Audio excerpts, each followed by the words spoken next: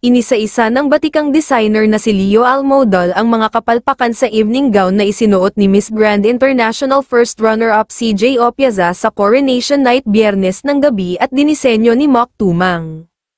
Pahayag ni Almodal sa burado na niyang post ay madali naman daw siyang sumaya para sa gawa ng ibang designer subalit marami raw talagang mali sa dress in many aspects. Una, nagmukhang flat ang dibdib, anong nangyari, pwede naman maglagay ng seamless pads. The torso looked long and straight, nawala curves ni CJ dahil mali ang patterns ng lines, nagmukhang tuod, dapat daw ang disenyo nito ay mas naipakita ang hubog ng katawan ng kandidata, maiksi daw ang gown at ang sinuot na sapatos ay short heels kaya nagmukhang binti na naging sanhi kung bakit nagmukha itong pandak kapag itinabi sa ibang candidates. Pinuna rin nito ang rose gold belt na out of place saan nanggaling and rose gold na belt, biglang sumulpot and out of place.